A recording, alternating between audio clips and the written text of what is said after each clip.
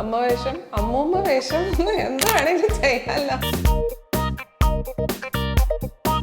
ഞാൻ വയ്യാതാകുന്നവരെ മരിക്കുന്നത് വരെ അഭിനയിക്കും. അത്രേ ഉള്ളൂ. കന്മദത്തിലെ മുത്തശ്ശിയൊക്കെ നമുക്ക് ഇപ്പോഴും ഓർമ്മയില്ലേ? എത്ര വയസ്സിലവരാ വേഷം ചെയ്തത്? അഡൽട്ട് സീരീസ് ആണ്. എനിക്ക് തോന്നുന്നു അതിൽ ഏതോ ഒരു കഥാപാത്രം ചെയ്തിട്ടുണ്ടോ? അത് ഞാൻ ചെയ്തിട്ടുണ്ട്. ഒരു സിനിമയിൽ ഒരു ന്യൂഡിറ്റി കാണിക്കുന്നതിന് അർത്ഥമുണ്ട്. നമ്മൾ ന്യൂഡായിട്ടല്ലേ ജനിച്ചത്. ഞാൻ റൈറ്റ് വേയിലൂടെ തന്നെയാണോ പോകുന്നത്? അല്ലാതെ എനിക്കിത് ട്രോമ അടിച്ച് ഡിപ്രഷനൊക്കെ വലിയ കാര്യമാണ്. ഈ പറയുന്ന ചെറിയൊരു വാക്കല്ല.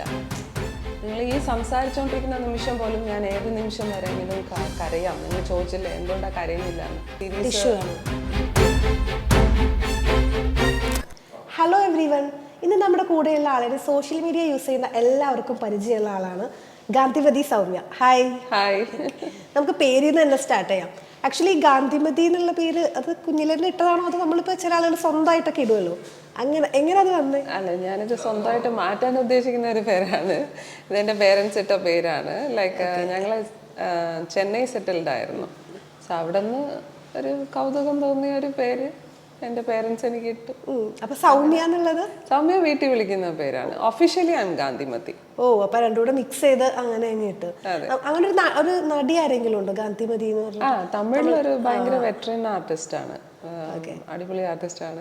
നമ്മൾ ഗൂഗിൾ സെർച്ച് ചെയ്യുമ്പോഴേക്കും ഏറ്റവും ആദ്യം ആ വീഡിയോസ് ഒക്കെ ആദ്യം തന്നെ വരുന്നത്.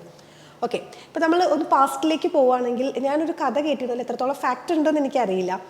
ബേബി ശാലിനിയുടെ മാമാട്ടിക്കുട്ടിയമ്മ, ആ സിനിമ നമ്മുടെ ഫാസിൽ സാർ എടുത്ത് മലയാളത്തിൽ കത്തി നിൽക്കുന്ന സമയം. അപ്പൊ അതിന്റെ റീമേക്ക് അല്ലെങ്കിൽ അടുത്ത തമിഴിലെടുക്കാൻ വേണ്ടി പോകുന്നു. അപ്പൊ അതിന്റെ ബേബീസിനെ ഷൂട്ട് ചെയ്യാൻ സമയത്ത് പോയിട്ടുണ്ടായിരുന്നു, പക്ഷെ റിജക്റ്റ് ആയി പോയി. അത് ആ സ്റ്റോറി ഉള്ളത് തന്നെയാണ്. ഓക്കെ, അപ്പൊ അന്ന് തുടങ്ങിയതാണ് ഈ സിനിമയോടുള്ള ഒരു ഇഷ്ടം? അല്ല, അന്ന് എനിക്കല്ല, ആക്ച്വലി അമ്മയ്ക്കായിരുന്നു എന്നെ ഒരു നടിയാ. കാര്യം അവര് നടിയാവണമെന്ന് ആഗ്രഹിച്ചിരുന്നു. അപ്പം അത് നടക്കാത്തതുകൊണ്ട് ആ കാലത്തെ ഒരു റെസ്ട്രിക്ഷൻസും കാര്യങ്ങളും കൊണ്ട് അത് നടന്നില്ല. അപ്പം എന്നെ നടിയാക്കണമെന്ന് ആഗ്രഹിച്ച് അങ്ങനെ അമ്മ കൊണ്ട് നടന്നതാണ് എന്നെ. അന്നൊന്നും എനിക്ക് അഭിനയത്തെ കുറിച്ചൊന്നും ഭയങ്കര കുഞ്ഞായതുകൊണ്ട്. അതെ, ലൈക്ക് ഒരു 5 or 6 years ആ ടൈം, അത്രേ ഉള്ളൂ. ഓക്കെ, ഓർമ്മയുണ്ടോ സമയമൊക്കെ? ഓർമ്മയൊക്കെ ഉണ്ട്, നല്ല ഓർമ്മയുണ്ട്. നമ്മൾ ഇങ്ങനെ പോകും, ഓരോ ഓഫീസിലോട്ടൊക്കെ പോകും. അവരിങ്ങനെ പറയും ലൈക്ക് അയ്യോ പാപ്പ കൊഞ്ചം കറുപ്പാ ഇരുക്കാങ്ങളേമാ. അതാണ് ആക്ച്വലി അന്ന് കളർ കുറവാണെന്നുള്ള റീസൺ കൊണ്ടാണോ റിജക്ട് ചെയ്തത്? കൂടുതലും അപ്പോൾ ഒരു എന്ന് വെച്ചാൽ കുട്ടികളെ നല്ല ഹീറോയിൻസ് എല്ലാവരും നല്ല വെളുത്തിരിക്കണമല്ലോ. അപ്പൊ ആ ഹീറോയിൻ്റെ കുട്ടിക്കാലം അഭിനയിക്കുന്ന കുട്ടിയും നല്ല വെളുപ്പായിരിക്കണം. അപ്പൊ എവിടെ പോയാലും പറയും പാപ്പ നല്ല അഴകാ ഇരിക്കാം, കാണാൻ നല്ല സുന്ദരി കുട്ടിയാണ്. ഇന്നത്തെ പോലെയല്ല, ഞാൻ പറഞ്ഞ കുഞ്ഞിലെ കാര്യമാണ്. പക്ഷെ ഇച്ചിരി കറുപ്പാണെന്നേ ഉള്ളു, അതുകൊണ്ട് പറ്റത്തില്ല, അങ്ങനെ പറഞ്ഞു മാറ്റി. അത് നമുക്ക് നല്ല ഓർമ്മയുണ്ട്. അതൊരു ട്രോമയായിട്ട് അങ്ങനെ കിടക്കുന്നു. അങ്ങനെ ട്രോമയായിട്ടല്ല, എന്തുകൊണ്ട് എന്നുള്ള ചോദ്യം അന്ന് തൊട്ടേ ഉണ്ട്. അതിനുള്ള ഉത്തരം എപ്പോഴും കിട്ടിയിട്ടില്ല കേട്ടോ. അല്ല, ഇപ്പൊ എനിക്ക് തോന്നുന്നു കുറച്ചുകൂടെ ഇപ്പൊ നമ്മൾ ഇപ്പൊ ഇത്രയും വർഷം ഇങ്ങോട്ടോ 25 ആയി, കുറച്ചുകൂടെ ഒക്കെ മാറിയില്ലേ? കാരണം ആളുകൾ ഈ സൗന്ദര്യം എന്ന് പറയുന്നത് കളറ് മാത്രമല്ല എന്ന് മനസ്സിലാക്കുന്ന രീതിയിലേക്ക്. അത് ഭയങ്കര ലൗഡായിട്ട് സോഷ്യൽ മീഡിയയിൽ പറയുന്നത് കൊണ്ട് ഇപ്പൊ കറുപ്പ് അത്ര മോശമാണെന്ന് പുറത്ത് പറഞ്ഞാൽ ആൾക്കാർ ഇങ്ങനെ തിരിഞ്ഞു നോക്കുമല്ലോ എന്നുള്ളത് കൊണ്ട് ബോധപൂർവം അത് വരാതെ നോക്കുന്നേ ഉള്ളൂ. ബട്ട് സ്റ്റിൽ അതുണ്ട്. അതിന്റെ പേരിൽ ഇപ്പോഴും അവസരങ്ങൾ നഷ്ടപ്പെടാറുണ്ട്. ചില ക്യാരക്ടേഴ്സിനൊക്കെ ലൈക്ക് ഫെയർ ഓഡിഷൻ ഓഡിഷൻ വരുമ്പോ തന്നെ അല്ല 90% ക്യാരക്ടേഴ്സും അങ്ങനെയാണ് ഡിമാൻഡ് ചെയ്യുന്നത്. Colour fair, tall looking or short looking, fair. Medium to dusky എന്നുള്ളത് വളരെ, ഞാൻ അതല്ലേ പറഞ്ഞു, ഒരു 100 ഓഡിഷൻ കോൾ നോക്കുവാണെങ്കിൽ അതിനകത്ത് വളരെ ഒരു 10% മാത്രമേ ഉള്ളൂ മീഡിയം ടു ഡസ്കി ടോൺസ് എന്ന് ചോദിക്കുന്നത്. ഇപ്പോഴും വെളുത്തവരെ കൂട്ടിക്കൊണ്ടുവന്ന് ബ്ലാക്ക് അടിച്ച് അവരെ അഭിനയിപ്പിക്കും, അല്ലാതെ ബ്ലാക്ക് നാച്ചുറൽ സ്കിൻ ഉള്ളവരെ ഇച്ചിരി പാടാണ്. ഇപ്പോഴും തഴയുന്നുണ്ടെന്ന്. ഓക്കെ, ഇപ്പൊ 25 years ആയിട്ട് ഈ ഒരു ജേർണി ഇങ്ങനെ പോകുന്നുണ്ട്. ഇപ്പോഴും ആളുകൾക്ക് ഓർത്ത് വെക്കാൻ പറ്റുന്ന ഒരു ബെഞ്ച് മാർക്കായിട്ടുള്ള ഒരു കഥാപാത്രത്തിലേക്ക് എത്തിയിട്ടില്ല എന്ന് തോന്നുന്നുണ്ടോ? തമിഴില് മേ ബി ഇപ്പോഴും ആൾക്കാർ ആ വിജയിന്റെ പടത്തിലെ ക്യാരക്ടർ ഇപ്പോഴും തിരുപ്പാച്ചി ഇപ്പോഴും ആൾക്കാർ ഐഡന്റിഫൈ ചെയ്യുന്ന ഒന്നാണ്. മേ ബി അതാണോ എൻ്റെ ഹയസ്റ്റ് ബെഞ്ച് മാർക്ക് എന്നും അറിയില്ല. ബട്ട് സ്റ്റിൽ എല്ലാവരും പറയുന്നത് യു ഡിസേർവ് സംതിങ് ഗുഡ്. എന്ന് പറയാറുണ്ട്. നോക്കാം, ചിലപ്പോൾ ലേറ്റായിട്ട് വരുമായിരിക്കും. ട്രൈ ചെയ്യുന്നുണ്ടല്ലോ. ഇപ്പോഴും ഓഡിഷൻസ് ഒക്കെ അറ്റൻഡ് ചെയ്യാറ്? എല്ലാം ഇപ്പോഴും ഉള്ള ഓഡിഷൻസിനൊക്കെ പോകും വിളിക്കുന്ന. ഐ മീൻ നല്ല നമ്മൾ അറിയാവുന്ന സോഴ്സിലൂടെ വരുന്ന ഓഡിഷൻസിന് പോകും. അല്ലാതെ ഈ പോസ്റ്റേഴ്സ് കണ്ടിട്ടുള്ള ഓഡിഷൻ ആക്ടേഴ്സ് റിക്വയർഡ് എന്നൊക്കെ വരുന്നതൊക്കെ വളരെ ഫേക്കാണ്. അതിനകത്തൊക്കെ ഞാൻ കുറേയൊക്കെ അയച്ചിട്ടുണ്ട്. അങ്ങനെ ഫേക്ക് കാസ്റ്റിംഗ് കോൾസിൽ പോയി ഫേക്ക് കാസ്റ്റിംഗ് കോൾസ് ആണ് മിക്കതും. മേ ബി അവർ ഇങ്ങനെ ഒരു ചെയ്യുമ്പോൾ അവർക്ക് എന്താ കിട്ടുന്നതെന്ന് എനിക്കറിയില്ല, ഒരു പബ്ലിസിറ്റി ആണോ എന്താണെന്നറിയില്ല. പക്ഷെ മിക്കതും ഫേക്ക് കാസ്റ്റിംഗ് കോൾസ് ആണ്. ഓക്കെ. അല്ല, അങ്ങനെ കാസ്റ്റിംഗ് കൗച്ചിലേക്കൊക്കെ എത്തുന്ന ഒരു സിറ്റുവേഷൻ ഉണ്ടായിട്ടുണ്ടോ? അങ്ങനെ വലുതായിട്ടില്ല, ലൈക്ക് ഇല്ലയെന്ന് പറയാനൊക്കത്തില്ല. അങ്ങനെ വന്നിട്ടുണ്ട്. പിന്നെ ആവശ്യമില്ലാത്ത കാര്യങ്ങളൊക്കെ ഡിമാൻഡ് ചെയ്യുമ്പോൾ നമ്മൾ അതിൽ നിന്ന് ഒഴിഞ്ഞു മാറാറുണ്ട്. ഇപ്പോഴും അങ്ങനത്തെ സിറ്റുവേഷൻസ് നടക്കുന്നുണ്ട്? ഓക്കെ. അപ്പോൾ നമ്മളിപ്പോൾ ഒരു ബാക്ക്ഗ്രൗണ്ട് ഇല്ലാത്ത ഒരാൾ സിനിമ സ്വപ്നം കാണുകയാണ്, അവർക്കത് നടത്തിയെടുക്കണമെങ്കിൽ എന്താ ചെയ്യാൻ പറ്റുന്നത്? അതിനൊരു റൂട്ട് മാപ്പ് ഇതുവരെ ഇവിടെ റെഡി ആയിട്ടില്ല. ബിക്കോസ് ഇത് നമുക്കൊരു ചാനലൈസ്ഡ് ചെയ്യപ്പെട്ടിട്ടില്ല ഇതുവരെ. ഒരു ഓഡിറ്റിങ് നടക്കുന്നില്ല ഇവിടെ. മറ്റുള്ള എല്ലാത്തിലും നമ്മളൊരു ഓഫീസ് രജിസ്റ്റർ ചെയ്യണമെങ്കിൽ ഇങ്ങനെ, ഒരു ഓഫീസ് തുടങ്ങണമെങ്കിൽ ഇങ്ങനെ എന്നുള്ള ഒരു റൂൾസ് ആൻഡ് റെഗുലേഷൻസ് ഉള്ളതുപോലെ സിനിമയിലും കുറച്ചൊക്കെ വന്നാൽ മേ ബി ഈ പറയുന്ന ഒരു മൂടി വെച്ചിരിക്കുന്ന സീക്രട്ട് പുറത്താകുമ്പോൾ എല്ലാവർക്കും ഒരു ഓപ്പർച്യൂണിറ്റി കിട്ടാനുള്ള ചാൻസസ് ഉണ്ട്. അങ്ങനെ സംഭവിക്കും എന്ന് വിചാരിക്കുന്നുണ്ടോ? കാരണം സിനിമ ഇപ്പോഴും ആരുടെയൊക്കെയോ കൈകളിലാണ്, ആരുടെയൊക്കെയോ അണ്ടർ കൺട്രോളിലാണെന്നൊക്കെയാണല്ലോ എല്ലാം ഇവോൾവിങ് ആണല്ലോ. ബ്രിട്ടീഷുകാർ നമ്മളെ റൂൾ ചെയ്തുകൊണ്ടിരിക്കുമ്പോൾ നമ്മൾ എന്തെങ്കിലും വിശ്വസിച്ചോ ഇങ്ങനെ സ്വതന്ത്രമായിട്ട് നടക്കുന്ന ഒരു ഡെമോക്രാറ്റിക് ഇന്ത്യ ആവുമെന്നോ ആരെങ്കിലും സ്വപ്നം കണ്ടിട്ടുണ്ടോ? നടന്നില്ലേ? അതുപോലെ എപ്പോഴെങ്കിലൊക്കെ നടക്കുമായിരിക്കും. മേ ബി നമ്മുടെ അടുത്ത തലമുറയൊക്കെ വരുമ്പോൾ. ന്യൂഡിറ്റി ഒരു മോശം കാര്യമല്ല എന്നൊരു സ്റ്റേറ്റ്മെന്റ് ഉണ്ടായിരുന്നു. അതുണ്ടാക്കിയ ഒരു കോളിളക്കമുണ്ട്. അതെങ്ങനെയായിരുന്നു? ആക്ച്വലി അത് പറഞ്ഞ സ്റ്റേറ്റ്മെന്റിന്റെ ഭാഗത്തുനിന്ന് ഒരെണ്ണം കട്ട് ചെയ്തെടുത്തതാണോ അതോ? അല്ല, അത് പറഞ്ഞ ഒരു ഫുൾ സ്റ്റേറ്റ്മെന്റിൽ നിന്ന് എഡിറ്റ് ചെയ്ത് അത് മാത്രമായിട്ട് അങ്ങനെ പോയിക്കൊണ്ടിരിക്കുന്നത്. ആക്ച്വലി ആർട്ടിനെ സംബന്ധിച്ച് ന്യൂഡിറ്റി ഒരു വലിയ കാര്യമില്ല എന്ന് തന്നെയാണ്. അങ്ങനെയാണെങ്കിൽ ഒരു ആർട്ട് കോളേജും അടച്ചു പൂട്ടേണ്ടി വരത്തില്ലേ? നമ്മൾ ന്യൂഡായിട്ടല്ലേ ജനിച്ചത്, അതിന് ശേഷമല്ലേ ഈ ഉടുപ്പുകളൊക്കെ വന്നത്. അതല്ലേ ഞാൻ ആ ഇന്റർവ്യൂവിലും പറഞ്ഞായിരുന്നു, ഒരു സിനിമയിൽ ഒരു ന്യൂഡിറ്റി കാണിക്കുന്നതിന് അർത്ഥമുണ്ട്. ആ അർത്ഥത്തോടെ അത് കാണുമ്പോൾ അത് മോശമല്ല. സിനിമയായാലും സ്റ്റേജ് ആയാലും വാട്ടെവർ, ഒരു ആർട്ടിസ്റ്റിന് ന്യൂഡിറ്റി അഭിനയിക്കേണ്ടി വരുമ്പോൾ അതിൻ്റെതായ പേർപ്പസ് ഉണ്ട്. ആ പേർപ്പസിനെ കാണുക, അല്ലാതെ ആർട്ടിസ്റ്റിൻ്റെ പേഴ്സണാലിറ്റിയെ അതിൻ്റെ കൂടെ മിങ്കിൾ ചെയ്യരുത്. ഇപ്പം നമ്മൾ എത്രയോ മോഡേൺ ആയിട്ടുള്ള ഡ്രസ്സസ് ഇടുന്നു, അല്ലെങ്കിൽ ഫോട്ടോഷൂട്ട് ചെയ്യുന്നു, അത് അങ്ങനെ ഒരു സ്ലീവ്ലെസ് ഇടുന്നത് കൊണ്ട് ആ പെണ്ണ് മോശം, ഒരു ഫുൾ സ്ലീവൊക്കെ ഇട്ട് ഒരു ഇങ്ങനെ നീറ്റായിട്ട് സാരിയൊക്കെ കൊടുത്ത് പുതച്ച് വന്നിട്ട് പക്ഷെ ആള് ചെയ്തത് ഈ IPC 302 കൂടെ ഒരു കുറ്റകൃത്യമാണെങ്കിൽ ആൾ ഓക്കെ ആണോ? അല്ല. പക്ഷെ നമ്മളിങ്ങനെ ഒന്നും ചെയ്യാതെ നമ്മൾ ജസ്റ്റ് ഒരു സ്ലീവ്ലെസ് ഇടുന്നു, അല്ലെങ്കിൽ ഒരു ചെറിയ ഷോർട്ട് ഡ്രസ്സ് ഇടുന്നു എന്ന് പറയുമ്പോൾ തന്നെ അത് ശരിയല്ല, പെണ്ണ് പോക്ക് കേസാ എന്ന് പറയുന്ന സൊസൈറ്റിയാണ് ഇന്നും ഉള്ളത്.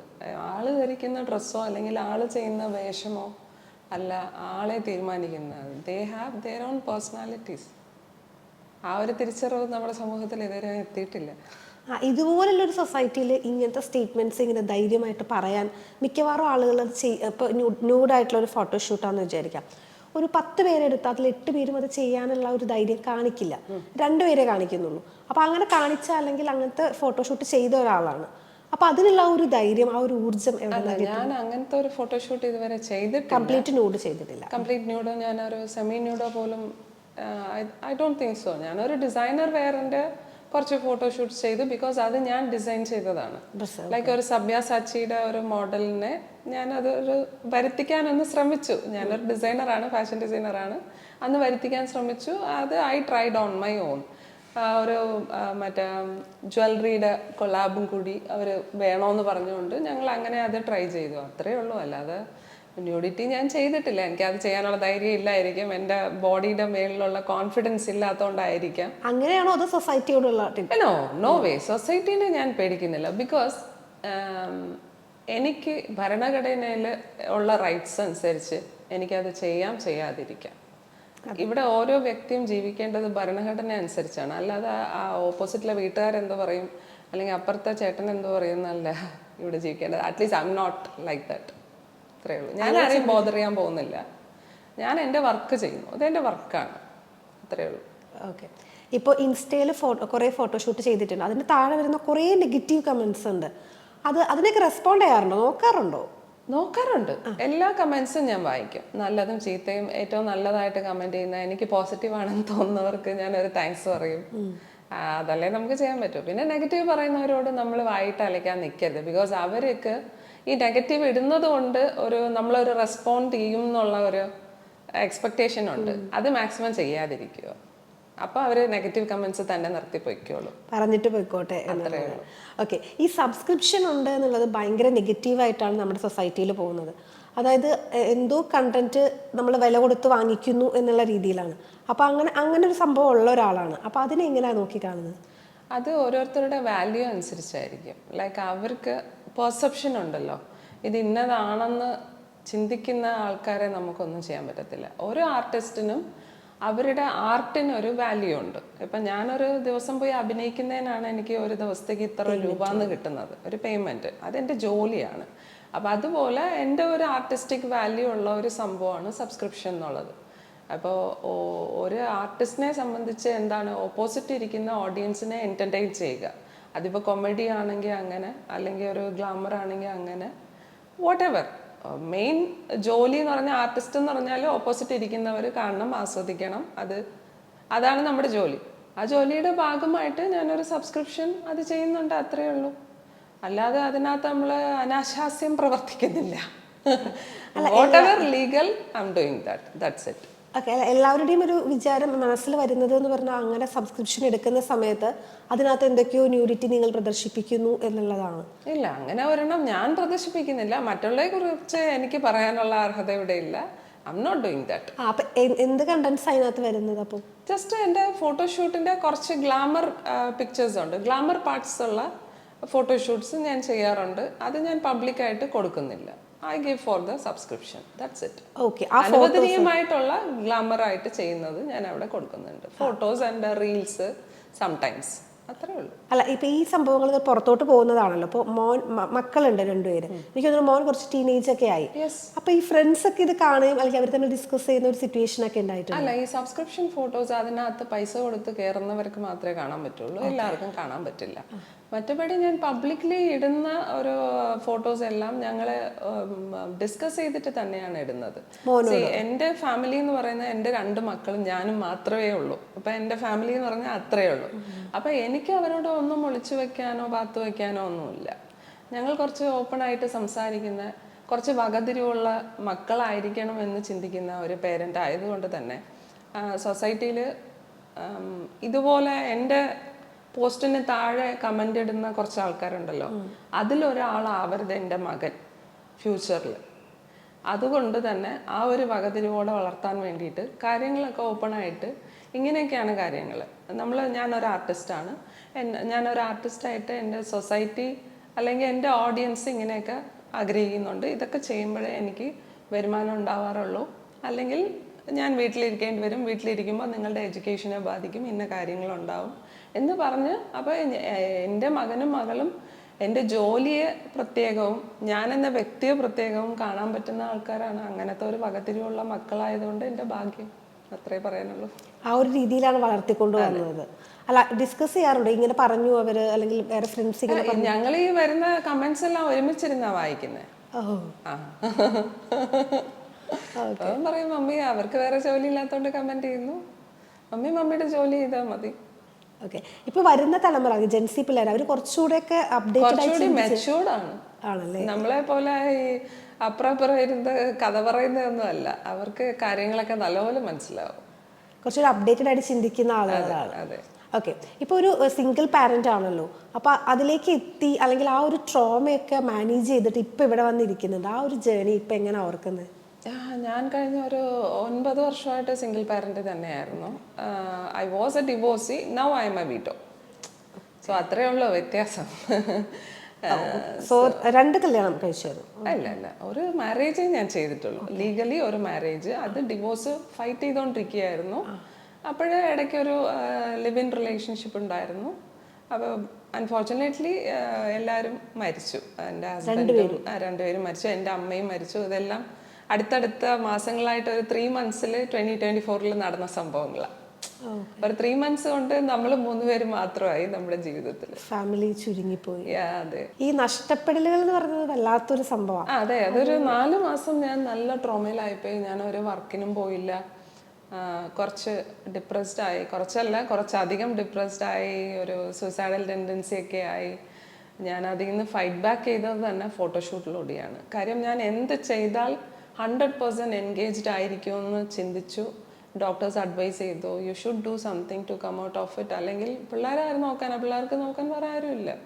അങ്ങനെ ഞാൻ നോക്കിയപ്പോൾ എനിക്ക് ഫോട്ടോഷൂട്ട് ചെയ്യുമ്പോൾ കുറച്ച് ഞാൻ അതിനകത്ത് കോൺസെൻട്രേറ്റഡ് ആണ്, അതിൻ്റെ ഡ്രസ്സസ് ഡിസൈൻ ചെയ്യണം, ഇങ്ങനെ അതിനകത്ത് ഞാൻ എൻഗേജ്ഡ് ആണ്.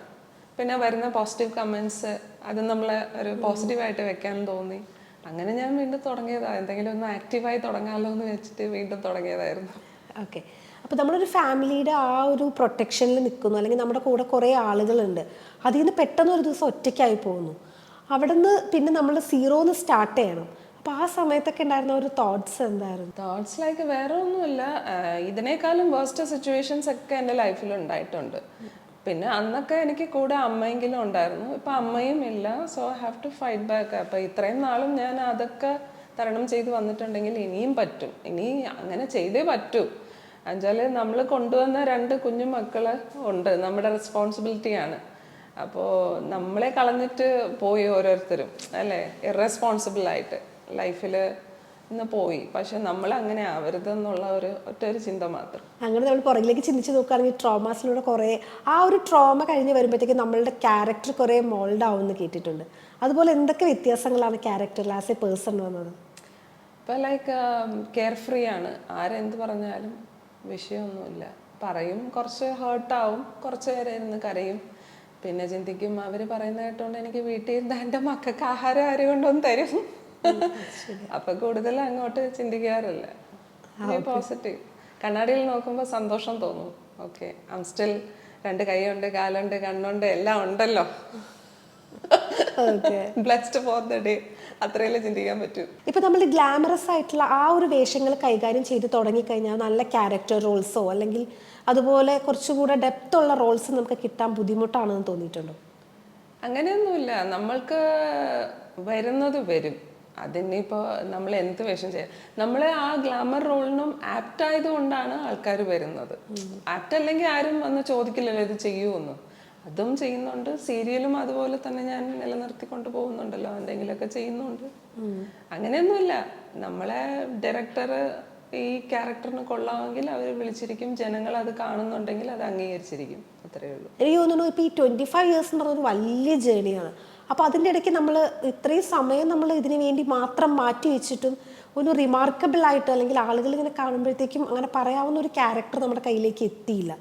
അപ്പോൾ നമുക്ക് ഉണ്ടാകുന്ന ഒരു ഫീലിങ്സ് ഉണ്ടാവുമല്ലോ, ഞാൻ റൈറ്റ് വേയിലൂടെ തന്നെയാണോ പോകുന്നത്, അങ്ങനെയുള്ള തോട്ട്സും കാര്യങ്ങളൊക്കെ പലപ്പോഴും തോന്നിയിട്ടുണ്ട്. ചിലപ്പോൾ തോന്നും ഈ ഇൻഡസ്ട്രി അങ്ങ് നിർത്താം, എനിക്ക് ചിലപ്പോൾ ഇത് വർക്ക് ആവില്ലായിരിക്കും എന്നൊക്കെ തോന്നാറുണ്ട്. പിന്നെ ലൈക്ക് ഇത്രയും വർഷം ഇതിനകത്ത് നമ്മൾ കഷ്ടപ്പെട്ടിട്ട് ഒന്നും ആവാതെ നിർത്തി പോകുന്നത് ഒരു തോൽവി പോലെ എനിക്ക് തോന്നിയിട്ടുണ്ട്. അങ്ങനെ തോറ്റെടുക്കാൻ മനസ്സില്ല, ട്രൈ ചെയ്യാം, ഫൈറ്റ് ചെയ്യാം. അല്ല, നമ്മൾ ഇങ്ങനെ ഏജ് മുന്നിലേക്ക് പോകുന്നതോറും അതിനുള്ള സാധ്യതകൾ കുറയാണ്. സാരമില്ലല്ലോ, അമ്മൂമ്മ വേഷം എന്ത് വേണമെങ്കിലും ചെയ്യാമല്ലോ. ഞാൻ വയ്യാതാവുന്നവരെ മരിക്കുന്നത് വരെ അഭിനയിക്കും, അത്രേ ഉള്ളൂ. കന്മദത്തിലെ മുത്തശ്ശിയൊക്കെ നമുക്ക് ഇപ്പോഴും ഓർമ്മയില്ലേ, എത്ര വയസ്സിലാണ് അവരാ വേഷം ചെയ്തത്. ആ വയസ്സ് വരെ ജീവിച്ചിരിക്കുന്നുണ്ടെങ്കിൽ ഞാൻ അപ്പോഴും ട്രൈ ചെയ്യൂടോ. അങ്ങനെ അത്ര പെട്ടെന്നൊന്നും തോറ്റു കൊടുക്കില്ല. ഇല്ല. ഓക്കെ, ഇപ്പൊ വിജയ് സാറിന്റെ കാര്യം പറഞ്ഞല്ലോ. അപ്പൊ തിരുപ്പാച്ചിയിലെ ആ വേഷം എനിക്ക് തോന്നുന്നു പറയുമ്പോഴാണ് നമ്മൾ കണക്ട് ചെയ്യുന്നത്. ആ മുടി കട്ട് ചെയ്യുന്ന സംഭവം പറയുമ്പോൾ അത് നല്ല ആ സിനിമയിലെ ഒരു ഇമ്പോർട്ടൻ്റ് ആയിട്ടുള്ള പോർഷനാണ്. എന്നിട്ടും എന്തുകൊണ്ടായിരിക്കും ആളുകൾ അത് ഇങ്ങനെ പറയുമ്പോൾ ആ ശരിയാണല്ലോ എന്ന് കണക്ട് ചെയ്യുന്നുണ്ട്, അല്ലാതെ തിരിച്ചറിയാതിരിക്കുന്നു? അല്ലാതെ തിരിച്ചറിയാന്ന് പറഞ്ഞാൽ അത് ചെന്നൈയിലെ ആൾക്കാർ തിരിച്ചറിയും, ബിക്കോസ് അത് ഫ്രീക്വൻ്റ്ലി ആ മൂവീസ് ടി വിയിൽ ഇടുകയും കാണുകയും ഒക്കെ ചെയ്യും. ഇവിടെ എനിക്ക് തോന്നുന്നു ആ പടം കണ്ടവർ ഇപ്പോഴും 100-ൽ ചിലപ്പോൾ 40 പേരെ കാണുള്ളൂ. ആ 40 പേർക്ക് പോലും ആ പടം ഒരു തവണയിലേ കാണുള്ളൂ, റിപ്പീറ്റഡ് ആയിട്ട് കാണില്ലല്ലോ. ലാംഗ്വേജിന്റെ വിഷയമായിരിക്കും മേ ബി. വിജയ് സാറായിട്ട് കോണ്ടാക്ട് ഉണ്ടോ? ഇല്ല, അങ്ങനെയൊന്നും ഇല്ല. ഇല്ല, ആ സമയത്തെങ്ങാനും ഇല്ല. ഇല്ല, എനിക്ക് തോന്നുന്നു പുള്ളി ഭയങ്കര റിസർവ്ഡ് ടൈപ്പാണ്, അങ്ങനെ ആരോടും മിണ്ടുന്ന ടൈപ്പ് ഒന്നുമില്ല. പുള്ളിയുടെ ജോലി കഴിഞ്ഞ് നേരെ കാരവേനിൽ പോയിരിക്കും. അത്രേ ഉള്ളൂ. ഓക്കെ, എന്നാലും അത്രയും വലിയൊരു സൂപ്പർ സ്റ്റാറിൻ്റെ കൂടെ ഷെയർ ചെയ്യാൻ പറ്റി എന്നുള്ളത് വലിയൊരു കാര്യമായിട്ടിരിക്കുന്നു. ഓക്കെ, ഇപ്പോൾ ലൈഫിലെ കാര്യങ്ങൾ ഇത്രയും പറഞ്ഞല്ലോ, അതിൻ്റെ കൂടെ നമ്മുടെ പ്രൊഫഷൻ കൊണ്ടുപോകുന്നുണ്ട്. ഇതിൻ്റെ ഇടയ്ക്ക് ഈ ഒരു ജേണി സ്റ്റക്കായി പോയ ഒരു സമയം ഉണ്ടായി എന്ന് പറഞ്ഞു. അവിടുന്ന് നമുക്ക് എഴുന്നേക്കാൻ ഒരു മോട്ടിവേഷൻ ഉണ്ടാവും. അങ്ങനെ ഒരു ആളെ ഓർക്കാനുണ്ടെങ്കിൽ ആരായിരിക്കും? പലപ്പോഴും എൻ്റെ അമ്മയായിരുന്നു. പിന്നെ ഇപ്പം എൻ്റെ മക്കളാണ്. അവരെ കുറിച്ച് ഓർക്കുമ്പോൾ, അവരുടെ മുഖം ഓർക്കുമ്പോൾ നമുക്ക് ഒന്നും ചെയ്യാതിരിക്കാൻ പറ്റില്ലല്ലോ.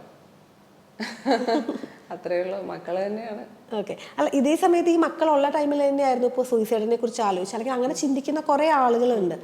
അപ്പോൾ അതിൽ നിന്ന് റിക്കവർ ചെയ്ത് അല്ലെങ്കിൽ അതിൽ നിന്ന് എഴുന്നേറ്റ് ഇവിടം വരെ വന്ന ഒരാളാണ്. എന്താ പറയുക, മനുഷ്യരല്ലേ, നമ്മൾ ഫ്ലക്ച്വേറ്റ് ആയി പോവും. അതല്ലേ മനുഷ്യരെ, എമോഷൻസ് ഉള്ളതുകൊണ്ടല്ലേ നമ്മൾ മനുഷ്യരാവുന്നത്. പിന്നെന്ന് വെച്ചാൽ അതിൽ നിന്ന് എങ്ങനെയെങ്കിലും ആ ഒരു നിമിഷത്തിലോട്ട് പോകാതിരിക്കുക, എന്തുണ്ടെങ്കിലും ഷെയർ ചെയ്യുക, ആരെങ്കിലുമൊക്കെ ഒരു ഫ്രണ്ടായിട്ടെങ്കിലും കൂടെ നിർത്താൻ നോക്കുക. അങ്ങനെ ഷെയർ ചെയ്യാൻ പറ്റിയ ഒരു ഫ്രണ്ടിനെയെങ്കിലും നമ്മൾ സമ്പാദിച്ച് വെക്കണം. അത്രയേ ഉള്ളൂ എനിക്ക് പറയാനുള്ളത്. തിരിച്ചു വരിക, എങ്ങനെയെങ്കിലും ജീവിതത്തിലോട്ട് തിരിച്ചു വരിക. ഓക്കെ, മക്കളല്ലാതെ ഇപ്പം അമ്മ ഇല്ലല്ലോ, വേറെ ഒരു ഫ്രണ്ടോ അല്ലെങ്കിൽ അങ്ങനെ ഒരു മെന്ററോ ആരെങ്കിലും ഉണ്ടോ കൂടെ? ഇല്ല, അങ്ങനെയൊന്നുമില്ല. ഓക്കെ, അല്ല മക്കളാണെന്ന് പറഞ്ഞാൽ ഓക്കെ, അവരോട് നമ്മൾ ഇപ്പോൾ ഫ്രണ്ട്സിനെ പോലെ തന്നെയാണ്. എന്നാലും നമുക്ക് എല്ലാം ഷെയർ ചെയ്യാൻ പറ്റുന്ന അല്ലെങ്കിൽ ഇപ്പം നമ്മുടെ ഏജിനോട് ചേരുന്ന അങ്ങനെ ആരും കൂടെ ഇല്ല? കൂടെ ഇല്ല, ബട്ട് ഫ്രണ്ട്സൊക്കെ ഉണ്ട് എനിക്ക്. ചെന്നൈയിൽ കൂടെ പഠിച്ച ഫ്രണ്ട്സൊക്കെ ഉണ്ട്. അവരെയൊക്കെ വിളിക്കും, കാര്യങ്ങളൊക്കെ പറയും. അവരൊക്കെ തന്നെയാണ് നമ്മളെ നിലനിർത്തിക്കൊണ്ട് പോകുന്നത് ഇങ്ങനെയെങ്കിലൊക്കെ. അല്ല, ഇടയ്ക്ക് ഇങ്ങനെ ആലോചിക്കാറുണ്ട്, അപ്പോൾ നമുക്കൊരു ഫാമിലി സപ്പോർട്ട് ഇല്ല അല്ലെങ്കിൽ കൂടെ കുറേ ആളുകളില്ല, അപ്പോൾ നമുക്ക് എന്തെങ്കിലും ഒന്ന് പറ്റിപ്പോയാൽ ഫ്യൂച്ചർ എങ്ങനെ പോവും, അങ്ങനത്തെ തോട്ട്സ് ഒക്കെ കയറി വരാറുണ്ടോ? അങ്ങനെയൊക്കെ എപ്പോഴും ചിന്തിക്കാറുണ്ട്. ആരും ഇല്ല എന്നുള്ളത് ഏറ്റവും വലിയൊരു പ്രശ്നം തന്നെയാണ്. ലൈക്ക് ആരും ഇല്ലെങ്കിൽ എന്താ ജീവിച്ചുകൂടെ എന്ന് ചോദിക്കും. പക്ഷേ നമുക്കൊരു വയ്യായ്മ വരുമ്പോഴോ അല്ലെങ്കിൽ ഒരു പെട്ടെന്നുള്ള ഒരു ജീവിതത്തിലുണ്ടാകുന്ന ഒരു പെട്ടെന്നുള്ള സർക്കംസ്റ്റൻസസ് ഒക്കെ ഉണ്ടല്ലോ, ഒരു ചെറിയ ആക്സിഡൻറ്റോ അങ്ങനെ എന്തെങ്കിലുമൊക്കെ പറ്റിയാൽ ഈ ഒരു മൈനർ ചിൽഡ്രനെ വെച്ചിരിക്കുന്ന എനിക്ക് വന്നൊരു ഒപ്പിട്ട് നമ്മളെ ഓപ്പറേഷൻ തിയേറ്ററിൽ കയറ്റാൻ പോലും ആരും ഇല്ല എന്നുള്ളത് ബോധമുണ്ട്. സിറ്റുവേഷൻ ഉണ്ടായിട്ടുണ്ടോ? അല്ല, എനിക്കൊന്ന് ഞാൻ വയ്യാതെ വണ്ടി ഓടിക്കാൻ പറ്റാതെ ഞാൻ വഴിയിൽ നിന്നിട്ടുണ്ട്. ഈ ഡിപ്രഷൻ കൂടിയിട്ട് മെഡിസിൻ ഞാനൊരു മാസമൊക്കെ എടുത്തായിരുന്നു. അപ്പോൾ അതിൻ്റെ ഒരു ഡ്രൗസിനെസ് ഒക്കെ ഉണ്ട്. അപ്പോൾ ഈ വണ്ടി ഓടിക്കാൻ പറ്റാത്ത ഒരു അവസരത്തിൽ ഞാനൊരു ഹാഫ് എ നൈറ്റൊക്കെ ഞാൻ അവിടെ ഹാൾട്ട് ചെയ്തിട്ടിട്ട് ഒരു മനുഷ്യരിലല്ലോ വിളിച്ചൊന്ന് ഓടി വന്ന് നമുക്ക് ഹെൽപ്പ് ചെയ്യാൻ എന്നൊക്കെ തോന്നിയിട്ടുണ്ട്. എല്ലാവരും ഉണ്ടായിരുന്നു കൂടെ? ഇല്ല, പിള്ളേരില്ലായിരുന്നു. ഞാൻ ഷൂട്ട് കഴിഞ്ഞ് തിരിച്ചു വരുന്ന വഴിക്കായിരുന്നു. പിന്നെ ലൈക്ക് ഞാൻ കുറേ നേരം കിടന്ന് മയങ്ങി. പിന്നെ അപ്പോൾ ഓക്കെ ആയി, ഞാൻ വണ്ടി എടുത്തുകൊണ്ട് തിരിച്ച് വീട്ടിൽ വന്നു. അപ്പം തന്നെ ഞാൻ ചിന്തിച്ചു, ഈ വണ്ടി എങ്ങാനും ഒരു ആക്സിഡൻറ്റിലാണ് പെട്ടിരുന്നെങ്കിൽ who's gonna take care of me? എന്നെ ഒന്ന് ഹോസ്പിറ്റലിൽ കൊണ്ടുപോയാലല്ലേ എൻ്റെ മക്കൾ അറിയുള്ളൂ. അല്ലെങ്കിൽ വഴി കിടന്ന് ഞാൻ എവിടെയെങ്കിലും എന്തെങ്കിലും ആയപ്പോൾ മക്കൾ അറിയില്ലല്ലോ. അല്ല, ഇതൊക്കെ പറയുമ്പോഴും ചിരിച്ചോണ്ടാണ് പറയുന്നത്. അപ്പം അത് ഇത്രയും നാളത്തെ ആ സ്ട്രഗിളിൻ്റെ ഒരു കോൺഫിഡൻസ് ആണോ ആ മുഖത്തുള്ളത്? അല്ല, ഇനിയിപ്പോൾ കരഞ്ഞിട്ട് ആരെ കാണിക്കാനാ? കരയുന്ന മുഖം കാണാൻ ആർക്കാ ഇഷ്ടം അല്ലേ? മാത്രമല്ല, അങ്ങനെ ഇപ്പോൾ കരഞ്ഞിട്ടൊന്നും സിറ്റുവേഷൻ മാറില്ലല്ലോ. ബെറ്റർ ചിരിക്കുമ്പോൾ നമുക്ക് എന്തൊക്കെയോ കുറച്ച് നല്ല കെമിക്കൽസ് ഒക്കെ ഉണ്ടാവും എന്ന് പറയുന്നുണ്ട്. അപ്പോൾ നമ്മൾ ചിരിക്കുക.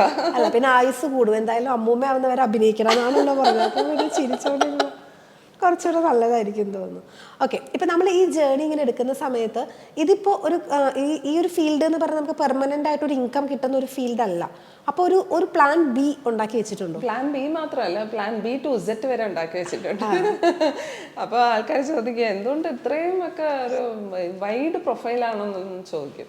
ബട്ട് ഞാൻ പഠിക്കുന്ന മേക്കപ്പ് ആർട്ടിസ്ട്രി ആയാലും ഫാഷൻ ഡിസൈനിങ് ആയാലും ഞാൻ ചെയ്യുന്നത്, അല്ലെങ്കിൽ ഒരു ബിസിനസ് ആയാലും എല്ലാം ഒരു എന്താ പറയുക ഓൾട്ടർനേറ്റീവ് ആയിട്ടാണ്. അല്ലാതെ എനിക്ക് പാഷനുണ്ട്, ചെയ്യുന്ന തൊഴിലിനോട് പാഷനുണ്ട്. ബട്ട് സ്റ്റിൽ ഇതില്ലെങ്കിൽ ഞാൻ എന്ത് ചെയ്യും? My family has to go on, right? ഇനിയും മക്കൾ ഒരുപാട് വളരാനുണ്ട്. അപ്പം എന്തെങ്കിലുമൊക്കെ വരുമാനം ഇവിടെ ഇങ്ങനെ ചെയ്ത് എന്തെങ്കിലുമൊക്കെ കണ്ടുപിടിച്ചോണ്ടിരിക്കണം. ബിസിനസ് പ്ലാൻ എന്തെങ്കിലും ഉണ്ടോ? ചെയ്യുന്നുണ്ടോ? നമ്മളൊരു പാർട്ട്ണർഷിപ്പ് ഈ ആഴ്ച തന്നെ നമ്മൾ രജിസ്റ്റർ ചെയ്യുന്നുണ്ട്. കുറച്ച് ലൈക്ക് വെർജിൻ ഓയിൽസ് ഒക്കെ ചെയ്യാനായിട്ടും പിന്നെ കുറച്ച് എക്സ്പോർട്സും കൂടി നോക്കുന്നുണ്ട്. ഓക്കെ, അതൊക്കെ ഇപ്പോഴാണ് നമ്മൾ നടത്തിപ്പിക്കുക അല്ലെങ്കിൽ അതൊന്ന് സംഭവിക്കാൻ പോകുന്നത് ഈ ഇടയ്ക്കാണ്? ഇനിയാണ്. ഇത്രയും സമയം എടുത്തു അതിലേക്ക് എത്താൻ. ഓക്കെ, നമ്മൾ സിനിമ കഥാപാത്രങ്ങളിലേക്ക് വരികയാണെങ്കിൽ കൂടുതൽ കുറേ പോലീസ് വേഷങ്ങൾ ചെയ്തിട്ടുണ്ട്.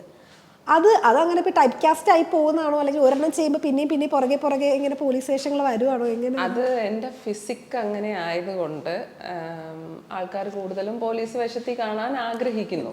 ഞാൻ പോലീസ് വേഷത്തിൽ വരുമ്പോൾ അത് കുറച്ചുകൂടി റീച്ച് കിട്ടുന്നുണ്ട്, TRP കൂടുന്നുണ്ട്. അങ്ങനെ ആൾക്കാർ തന്നെ പോലീസ് ഇതിന് വിളിക്കുന്നതാണ്. പിന്നെ പോവില്ല എന്ന് പറഞ്ഞ് വീട്ടിലിരിക്കാൻ മാത്രം നമ്മൾ സമ്പന്നയല്ല. അതുകൊണ്ട് വിളിക്കുമ്പോൾ പോയി ചെയ്യും. പിന്നെ മാക്സിമം നമ്മൾ പറയും പോലീസ് അല്ലാത്ത വേഷം ഉണ്ടെങ്കിൽ പറയണേന്ന് പറയാം. അങ്ങനെയും ചെയ്യുന്നുണ്ട്, ഇടയ്ക്കും പുറകെയൊക്കെ ചെയ്യുന്നുണ്ട്.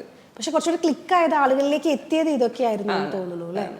ഓക്കെ. അപ്പോൾ ഈ പോലീസ് വേഷങ്ങൾ തുടർച്ചയായി ചെയ്യുമ്പോൾ നമ്മുടെ കരിയറിനെ പറ്റി ഒരു തോട്ട് വരുമല്ലോ. അപ്പോൾ എൻ്റെ കരിയർ ഗ്രോത്തിലേക്ക് പോകുന്നുണ്ടോ ഇല്ലയോ, അങ്ങനത്തെ ഒരു തോട്ട്സും അനാലിസിസ് ഒക്കെ നടത്താറുണ്ടോ? ചിന്തിക്കും, പക്ഷെ എന്ത് ചെയ്യാനാ, വരുന്നതല്ലേ നമുക്ക് ചെയ്യാൻ പറ്റും. അതുപോലെ ഞാൻ കമൻസിൻ്റെ താഴെ കുറേ കണ്ടു, യസ്മ എന്ന് പറഞ്ഞൊരു സീരീസ് ഉണ്ട്, ഒരു അഡൾട്ട് സീരീസ് ആണ്. എനിക്ക് തോന്നുന്നു അതിൽ ഏതോ ഒരു കഥാപാത്രം ചെയ്തിട്ടുണ്ടോ? അത് ഞാൻ ചെയ്തിട്ടുണ്ട്. അത് ആക്ച്വലി ആ കേസ് ഞാൻ കോടതിയിൽ കിടക്കുന്നുണ്ട്. അതൊരു കോടതി വ്യവഹാരം ആയതുകൊണ്ട് തന്നെ അതിനെക്കുറിച്ച് ഞാൻ ഇവിടെ കൂടുതൽ ഡിസ്കസ് ചെയ്യാൻ പറ്റത്തില്ല. എനിവേസ് ഞാനത് ചെയ്യണമെന്ന് വിചാരിച്ച് ചെയ്തിരുന്നെങ്കിൽ ഇന്ന് ഞാൻ അതുപോലെ വേറെ സീരീസും നമ്മൾ കണ്ടിന്യൂസ് ചെയ്ത് പോകാമായിരുന്നു. എനിക്ക് അങ്ങനെ ഒരു തോട്ട് ഇല്ലായിരുന്നു. ഞാൻ ആ ഒരു സ്ക്രിപ്റ്റിനെ കുറിച്ചോ അല്ലെങ്കിൽ ആ ചാനലിനെ കുറിച്ചുള്ള അറിവോ ഒന്നുമില്ലാതെ, ലൈക്ക് ഞാനൊരു തിയേറ്റർ പ്രിയയാണ്. എനിക്ക് വലിയ സ്ക്രീനിൽ കാണുന്നതാണ് ഇഷ്ടം. So I never went to even Amazon OTT പോലും നമ്മൾ പോകാത്ത ആൾക്കാരാണ്, വലിയ സ്ക്രീനിൽ കാണുന്നതിൻ്റെ ഇഷ്ടം കൊണ്ടിട്ട്. അപ്പോൾ എനിക്ക് ഇങ്ങനെ ഒരു ഇൻഡസ്ട്രി ഉണ്ടെന്നോ അല്ലെങ്കിൽ ഇങ്ങനെ ഒരു സംഭവം ഉണ്ടെന്നോ എനിക്കറിയില്ല. അപ്പോൾ ചോദിക്കും ആർട്ടിസ്റ്റ് അല്ലേ നിങ്ങൾക്ക് അറിഞ്ഞൂടെ? അല്ല, ആർട്ടിസ്റ്റിനെ എല്ലാം അറിയണമെന്നില്ല. അഡൾട്ട് സീരീസ് ആണെന്നുള്ളത് ഇല്ല ഞാൻ ചെയ്ത I think very second episode അതിൻ്റെ. അപ്പം ഞാൻ ചെയ്യുമ്പോൾ അതിൻ്റെ ഫസ്റ്റ് എപ്പിസോഡ് പോലും ഓപ്പൺ ആയിട്ടുണ്ടോ എന്ന് പോലും എനിക്കറിയില്ല. ഞാൻ അതിലെ പറഞ്ഞത് ഇങ്ങനെ ഒരു പ്ലാറ്റ്ഫോമിനെ കുറിച്ച് നമ്മൾ വെച്ച അഗ്രിമെന്റിൽ പോലും അത് പറഞ്ഞിട്ടില്ല. അപ്പൊ അവരെന്ത് പറഞ്ഞ അപ്രോച്ച് ചെയ്തത്? അല്ല, നമ്മൾ പറഞ്ഞ ഒരു സീരീസ് ആണ് എന്ന് പറഞ്ഞിട്ടാണ്, ഒരു മലയാളത്തിലെ ഒരു പുതിയ OTT പ്ലാറ്റ്ഫോം, അതിനകത്തൊരു സീരീസ് എന്ന് പറയുമ്പോൾ നമ്മൾ ആസ് യൂഷ്വൽ ഉള്ള ഒരു സീരീസ് ആണെന്ന് വിചാരിച്ച് അങ്ങനെ പോയതാണ്. ഞാൻ അങ്ങനെയൊക്കെ സംഭവിച്ചു. അതിൽ പല ലീഗൽ വിഷയങ്ങളുണ്ട്. അതല്ലേ ഞാൻ പറഞ്ഞ കോടതി കിടക്കുന്ന വ്യവഹാരം ആയതുകൊണ്ട് ഞാൻ അതിനെക്കുറിച്ച് കൂടുതൽ പറയുന്നില്ല. ഈ ഇത്രയും, അതായത് ഒന്നിനു പുറകെ ഒന്നായി ഇങ്ങനെ ട്രോമാസ് ഇങ്ങനെ ലൈഫിൽ ഇങ്ങനെ വന്നു പോയിക്കൊണ്ടിരിക്കുക. അപ്പൊ ചിന്തിച്ചിട്ടുണ്ടോ ഇത് എനിക്ക് മാത്രമാണോ ഇങ്ങനെ, ഇത് എന്താ, അങ്ങനെയൊക്കെ ഒരു തോട്ട് വന്നിട്ടുണ്ടോ? അങ്ങനെ ചിന്തിക്കാൻ പോലും സമയമില്ലാത്ത ഒരു മിഡിൽ ക്ലാസ് ഫാമിലിയാണ് ഞാൻ. അല്ലാതെ എനിക്കിത് ട്രോമ അടിച്ച് ഡിപ്രഷനൊക്കെ വലിയ കാര്യമാണ്. ഈ പറയുന്ന ചെറിയൊരു വാക്കല്ല. നിങ്ങൾ ഈ സംസാരിച്ചുകൊണ്ടിരിക്കുന്ന നിമിഷം പോലും ഞാൻ ഏത് നിമിഷം വരെങ്കിലും കരയാം. നിങ്ങൾ ചോദിച്ചില്ലേ എന്തുകൊണ്ടാണ് കരയുന്നില്ല എന്ന്. ഞാൻ മനഃപൂർവ്വം ആ കരച്ചിൽ തടയാൻ വേണ്ടിയിട്ടാണ് ഞാൻ ചിരിച്ചുകൊണ്ടിരിക്കുന്നത്. ആൾക്കാർ ചോദിക്കും എന്തിനാണ് നീ ഇത്രയും സംസാരിക്കുമ്പോൾ ചിരിക്കണേ എന്ന് ചോദിക്കും. അത് ചിരിക്കണമെന്ന് വെച്ചാൽ കരയാതിരിക്കാൻ വേണ്ടിയിട്ട് ഞാൻ മനഃപൂർവ്വം വരുത്തിക്കുന്ന ചിരിയാണ്. എന്ന് വെച്ചാൽ ഡിപ്രഷൻ അത്ര മോശമാണ്. I don't want to get medicated. Because medicate ചെയ്താൽ നമ്മൾ ഉറങ്ങിക്കൊണ്ടേയിരിക്കും. എനിക്ക് എൻ്റെ കുട്ടികളെ നോക്കാൻ വേറെ ആരുമില്ല. അപ്പോൾ എനിക്കിങ്ങനെ ഉറങ്ങിക്കൊണ്ടിരിക്കാൻ പറ്റത്തില്ല. I have to be active. So medicine എടുക്കാതിരിക്കാൻ വേണ്ടിയിട്ടാണ് ചില നാച്ചുറൽ തെറപ്പികൾ നമ്മളിങ്ങനെ നമ്മുടെ മനസ്സിനെ ഡൈവേർട്ട് ചെയ്തുകൊണ്ടിരിക്കുന്നത്. അപ്പോൾ ആൾക്കാർ ചിന്തിക്കണം, സ്ക്രീനിൽ മുന്നിൽ കാണുന്ന ഒരാളല്ല അയാൾ, ഭയങ്കര ട്രോമാറ്റിക് ആയിരിക്കാം. അറ്റ്ലീസ്റ്റ് അയാളെ കൂടുതൽ വേദനിപ്പിക്കാതിരിക്കാം, ഒരു മനുഷ്യത്വം കാണിക്കാം എന്നെങ്കിലും ആൾക്കാർ ചിന്തിക്കേണ്ടതുണ്ട്. നമ്മളിങ്ങനെ കാണുമ്പോഴത്തേക്കും ഇപ്പോൾ ഈ പറഞ്ഞ പോലെ സോഷ്യൽ മീഡിയയിൽ കാണുകയാണ്, നമ്മളിതുപോലെ കുറച്ച് ഗ്ലാമറസ് ആയിട്ടുള്ള ഫോട്ടോ കാണുന്നു. അപ്പോൾ എല്ലാവരും അത് നെഗറ്റീവായിട്ടാണ് ചിന്തിക്കുന്നത്. ഇതിൻ്റെ പുറകിൽ നിങ്ങൾ അനുഭവിക്കുന്ന കാര്യങ്ങൾ എന്തൊക്കെയാണെന്നോ അല്ലെങ്കിൽ നിങ്ങളുടെ ട്രോമാസ് എന്തൊക്കെയാണെന്നോ ആരും അറിയുന്നില്ല. അതിങ്ങനെ ഇരുന്ന് നമ്മൾ ഇപ്പോൾ ഫേസ് ടു ഫേസ് സംസാരിക്കുമ്പോൾ നമുക്കത് മനസ്സിലാവും. അതല്ലാതെ ആർക്കും അത് അറിയാൻ പറ്റുന്നില്ല. അല്ല, ഇപ്പൊ നമ്മൾ അങ്ങനെ ചെയ്യുന്നെങ്കിൽ പിന്നെ ചെയ്യാതിരുന്നൂടെ എന്ന് ചോദിക്കും ആൾക്കാർ. ചെയ്യാതിരുന്നാല് ഞാനൊരു നല്ല സാരിയുടെ പോസ്റ്റ് ഇടുമ്പോൾ നിങ്ങൾ എത്ര പേര് ലൈക്ക് ചെയ്യാറുണ്ട്? 200 ലൈക്ക്, 150 ലൈക്ക്. അത് ഷെയർ ചെയ്ത് പോകാറുണ്ടോ? അല്ലെങ്കിൽ ഞാൻ റീച്ച് ആവുന്നുണ്ടോ? ഇല്ല. അപ്പോൾ സൊസൈറ്റിക്ക് വേണ്ടുന്നത് കുറച്ച് ഗ്ലാമറാണ്. ഒരു ആർട്ടിസ്റ്റ്, ഒരു ഫീമെയിൽ ആർട്ടിസ്റ്റ് എന്ന് പറയുമ്പോൾ കുറച്ച് ഗ്ലാമർ ആഗ്രഹിക്കുന്നുണ്ട്. നമ്മൾ അത് ചെയ്യുമ്പോഴല്ലേ നമ്മൾ റീച്ച് ആവുന്നുണ്ടോ? ഒരു ആർട്ടിസ്റ്റ് എന്ന നിലയ്ക്ക് നമ്മൾ കൂടുതൽ റീച്ചിൽ നിൽക്കുക എന്നുള്ളതാണ് നമ്മുടെ ആവശ്യം. അതിനുവേണ്ടി ചെയ്യുന്നു, അത്രേ ഉള്ളൂ. അല്ല, ഇങ്ങനെ പറയുമ്പോഴത്തേക്കും വേറൊരു ക്വസ്റ്റ്യൻ വരുന്നത്, നമ്മൾ റീച്ചിന് വേണ്ടിയിട്ട് ഇപ്പോൾ നമ്മുടെ ബോഡി ഒരു പ്രദർശനത്തിന് വെക്കുവാണോ എന്ന് ചോദിക്കുന്നത്. Body is a tool. ആർട്ടിനെ സംബന്ധിച്ച് ബോഡി ഒരു ടൂളാണ്. ഇത് എത്രത്തോളം സമൂഹത്തിലേക്ക് അല്ലെങ്കിൽ സൊസൈറ്റി അത് അക്സെപ്റ്റ് ചെയ്യുന്നുള്ളത് നമുക്ക് എന്തായാലും എൻ്റെ സൊസൈറ്റി എന്ന് പറയുന്നത് എൻ്റെ അപ്പുറമുള്ള അയൽക്കാരാണ്. അവർക്ക് ഞാനെന്ന വ്യക്തിയെ അറിയാവുന്നതുകൊണ്ട് അവർക്ക് എന്നെ കണ്ട് പരിചയമുണ്ട്. അങ്ങനെ കുറച്ച് മനുഷ്യരെ നമ്മൾ മനസ്സിലാക്കി ജീവിച്ചാൽ മതിയല്ലോ. എല്ലാവർക്കും 100 പേർക്കും നമ്മൾ ഇതാണെന്ന് പറഞ്ഞു നടക്കാനുള്ള സമയം നമുക്കും ഇല്ല, കേൾക്കാനുള്ള സമയം അവർക്കും ഇല്ല. എനിക്ക് തോന്നുന്നു ഇപ്പോൾ ചേച്ചി യെസ്മയുടെ കാര്യം ഇവിടെ ഇപ്പോൾ നമ്മളോട് ഡിസ്ക്ലോസ് ചെയ്തല്ലോ, മിക്കവാറും ആളുകൾക്ക് അത് അറിയില്ലായിരിക്കും. അതായത് ബോധപൂർവ്വം ചെയ്തൊരു കാര്യമായിരിക്കും എന്നുള്ള രീതിയിലായിരിക്കും ഇതുവരെയും ജഡ്ജ് ചെയ്തത്. ചിലപ്പോൾ ഈ ഇന്റർവ്യൂ ഔട്ട് ആകുമ്പോഴത്തേക്കും ആ ഒരു ആറ്റിറ്റ്യൂഡ്. അതിനകത്തും നമ്മൾ ഒരു 10 കമന്റ് കാണാം. ഇവളൊക്കെ ശീലാവതി, ഇവളൊക്കെ അറിഞ്ഞുകൂടാതൊന്ന് ചെയ്തതാണ്, ഇവളൊക്കെ ഇല്ലാ പിള്ള, ഇതൊക്കെ പറയും. അപ്പൊ ഈ പറയുന്നവർക്കൊന്നും ഞാൻ ആ സമയത്ത് എങ്ങനെ ഫീൽ ചെയ്തു, എന്തായിരുന്നു എൻ്റെ നഷ്ടങ്ങൾ, എനിക്കുണ്ടായ നഷ്ടങ്ങൾ എന്താണ് ഈ സൊസൈറ്റിയിൽ, ഇപ്പോഴും ഞാൻ പേടിക്കുന്ന കുറേ നഷ്ടങ്ങളുണ്ട്. എൻ്റെ മകനെ അവർ എന്തെങ്കിലും ആൾക്കാരെന്തെങ്കിലും പറയുമോ എന്നുള്ള പേടിയൊക്കെ എനിക്കുണ്ട്. ഞാൻ അതിനുവേണ്ടി അവനെ പ്രിപ്പയർ ചെയ്തിട്ടുണ്ട്. അവനെ ഞാൻ തുറന്നു പറഞ്ഞു, മോനെ ഇങ്ങനെ ഒരു അബദ്ധം അമ്മയ്ക്ക് പറ്റിയിട്ടുണ്ട്. ആരെങ്കിലും മോൻ്റെ അടുത്ത് ഇങ്ങനെ ചോദിക്കുമ്പോൾ മോൻ ഇത് എങ്ങനെ പ്രതികരിക്കണം, ഡോണ്ട് ബി സോ ആംഗ്രി, ചൂടാവല്ലേ, ദേഷ്യപ്പെടല്ലേ, അങ്ങനെയൊക്കെ ഞാൻ അവനെ പ്രിപ്പയർ ചെയ്യുന്നുണ്ട്. അപ്പോൾ ഒരു അമ്മയായിട്ടും കൂടി എന്നെ കാണാൻ ഈ സൊസൈറ്റി ശ്രമിക്കണം. നമ്മൾ ആരും ഇത് വേണമെന്ന് പറഞ്ഞ് ചെയ്തേയല്ല, അങ്ങനെ ഒരു സിറ്റുവേഷൻ ഉണ്ടായിപ്പോയി. ആ സിറ്റുവേഷനെ ഞാൻ കടന്നു വരാൻ ശ്രമിക്കുന്നു, അത്രയേ ഉള്ളൂ. അല്ല, അറ്റ്ലീസ്റ്റ് മക്കളെങ്കിലും കൂടെ നിൽക്കുന്നുണ്ടല്ലോ, അതിനെ വലിയ കാര്യമായിട്ട് തന്നെ നമ്മൾ എടുക്കണം. ഓക്കെ, ഫ്യൂച്ചർ പ്രൊജക്ട്സ് ഏതൊക്കെയാണ് ഇനി വരാനുള്ളത്? ഇനിയിപ്പോ ഇന്നലെ ഒരു ഹോട്ട്സ്റ്റാറിൽ എൻ്റെ ഒരു സീരീസ്, ഇറ്റ്സ് ഓക്കെ, കുഴപ്പമില്ല, ഹോട്ട്സ്റ്റാറിൽ ഒരു സീരീസ് റിലീസ് ആയിട്ടുണ്ട്, തമിഴ് സീരീസ്, നടു സെന്റർ എന്ന് പറഞ്ഞിട്ട് ആശാ ശരത്തും ശശികുമാറും ഒക്കെ അഭിനയിച്ചിട്ടുള്ള.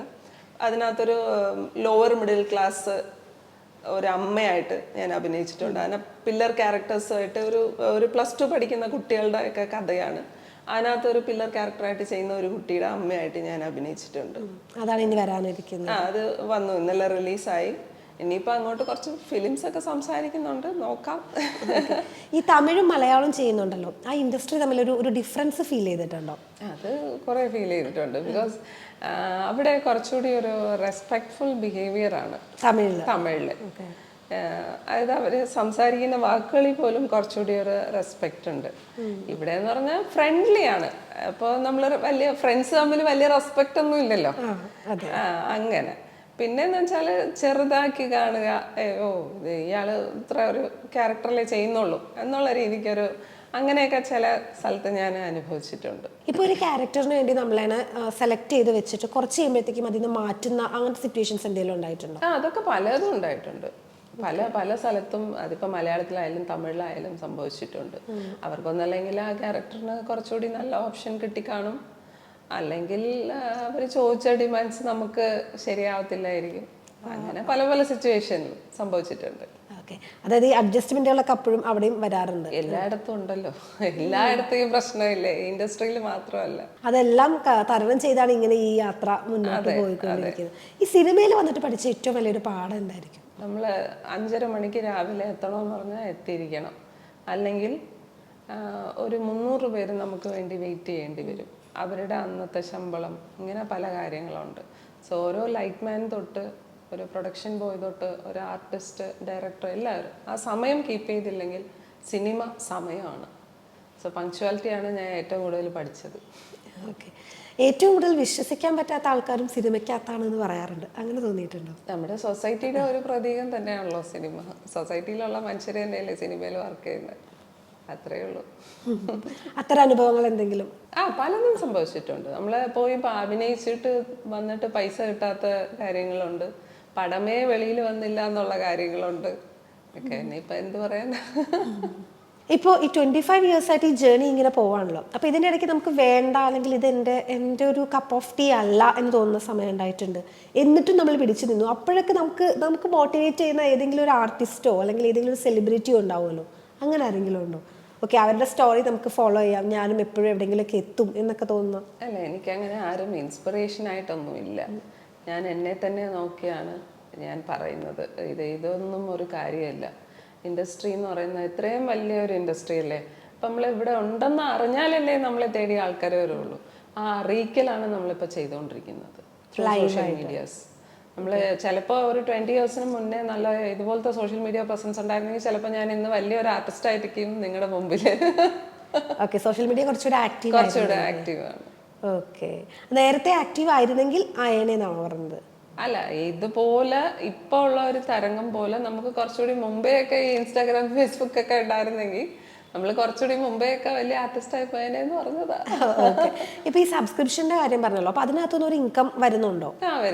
വരുന്നുണ്ട്. ഓക്കെ, അതിന്റെ ഒരു കാര്യങ്ങൾ, അല്ലെങ്കിൽ അതിനെ ഇപ്പോൾ എല്ലാവരും നെഗറ്റീവായിട്ടാണ് നോക്കി കാണുന്നതെന്ന് പറയുന്നുണ്ടായിരുന്നു. അപ്പോൾ അത്തരം ഇതുപോലെ ചെയ്യുന്ന കുറേ ആളുകളുണ്ട്, അവരൊക്കെ അതിനകത്ത് ന്യൂഡിറ്റി കാണിക്കുന്നുണ്ട് എന്നുള്ളത് കൊണ്ടാണ് ഈ പേര് വരുന്നത്. അപ്പോൾ ആ ഒരു 2 സ്റ്റേറ്റ്മെന്റിനെ എങ്ങനെ കാണുന്നത്? ഞാൻ പറഞ്ഞല്ലോ, അത് അവരുടെ ഇഷ്ടമാണ്, അവരുടെ സ്വാതന്ത്ര്യമാണ്. അത് ലീഗലി അനുവദനീയമാണെങ്കിൽ മാത്രം അവരത് ചെയ്യുന്നു. അപ്പം എനിക്ക് ഇത്രേ പറ്റുള്ളൂ എന്നുള്ളത് എൻ്റെ ഒരു ലിമിറ്റാണ്. എനിക്ക് ഇത്രേ പറ്റുള്ളൂ, ഞാൻ അതേ ചെയ്യുന്നുള്ളൂ. നമ്മൾ തന്നെ ലിമിറ്റ് സെറ്റ് ചെയ്തിട്ട് അങ്ങനെ പോകുന്നു? അല്ല, ഞാൻ അങ്ങനെ ന്യൂഡോ സെമി ന്യൂഡോ അങ്ങനെയൊന്നും കാണിക്കില്ല, വീഡിയോ കോൾസ് ചെയ്യാറില്ല. I do purely photoshoots, reels പോലും അധികം ഇടാറില്ല. അങ്ങനെ അത്രയും മാത്രമേ ഞാൻ ചെയ്യുള്ളൂ. നല്ല കോസ്റ്റ്യൂംസ്, എനിക്കിഷ്ടം തോന്നുന്ന കോസ്റ്റ്യൂംസ് ഇട്ടുകൊണ്ട് നല്ല ഒരു ഫോട്ടോഷൂട്ട്സ് മാത്രം, പ്രൊഫഷണൽ ഫോട്ടോഷൂട്ട്സ് മാത്രം. ഓക്കെ, ആളുകൾക്ക് ഇങ്ങനൊരു ധാരണ ഉള്ളതുകൊണ്ട് ഇത് എക്സ്പെക്ട് ചെയ്തിട്ട് സബ്സ്ക്രൈബ് ചെയ്ത് അല്ലെങ്കിൽ അങ്ങനെ എടുത്ത് വരുന്ന ആളുകളുണ്ടോ? അല്ല, അതിനകത്ത് നമ്മൾ സബ്സ്ക്രിപ്ഷൻ്റെ ഓപ്ഷൻ ഉണ്ട്, സെലക്ട് ചെയ്യാം എന്തൊക്കെ നമ്മൾ ആ സബ്സ്ക്രിപ്ഷനിൽ കണ്ടന്റ് ആയിട്ട് കൊടുക്കുന്നു എന്നുള്ളത്. അപ്പം ഞാൻ സെലക്ട് ചെയ്തിരിക്കുന്ന കണ്ടന്റ് അവർക്ക് കയറി കാണാം. ഈ പ്രൊഫൈലിൽ ഇത്രയും കണ്ടന്റേ ഉള്ളൂ എന്നുള്ളത് അവർ കണ്ടുകൊണ്ട് തന്നെയാണ് അത് സബ്സ്ക്രൈബ് ചെയ്യുന്നത്. അതിന് മുമ്പ് തന്നെ നമുക്ക് മനസ്സിലാക്കാൻ പറ്റും. അതെ, ആരെയും നമ്മൾ പറ്റിച്ചതിനകത്ത് വരുത്തിക്കുന്നില്ല.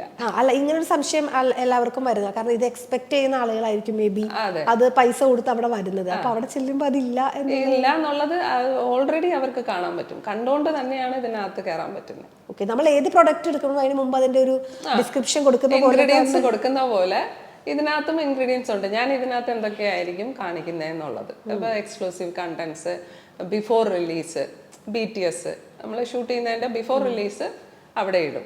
അങ്ങനെയുള്ള കാര്യങ്ങൾ നമ്മൾക്ക് ആവശ്യമുള്ള ഒരു 20 ഓപ്ഷൻസ് ഇൻസ്റ്റാഗ്രാം കൊടുത്തിട്ടുണ്ട്. അതിനകത്ത് നമ്മൾ ഏറ്റവും മിനിമം 3 ഓപ്ഷൻസ് ഓപ്റ്റ് ചെയ്യണം. അത് നമ്മൾക്ക് കംഫർട്ടബിൾ ആയിട്ടുള്ള ഓപ്ഷൻസ് മതി. ഞാനതേ ചെയ്തിട്ടുള്ളൂ. ഇനി പുതിയതായിട്ട് എന്തെങ്കിലും വിശേഷങ്ങൾ നമ്മുടെ പ്രേക്ഷകരോട് പങ്കുവെക്കാനായിട്ടുണ്ടോ? ഒരു 2-3 സീരിയൽസ് മലയാളത്തിൽ നമ്മൾ ട്രൈ ചെയ്യുന്നുണ്ട്. അത് ഓണാവുമ്പോൾ ഞാൻ എന്തായാലും പറയും. പിന്നെ എൻ്റെ സംരംഭത്തെ കുറിച്ചാണ് എനിക്ക് പറയാനുള്ളത്.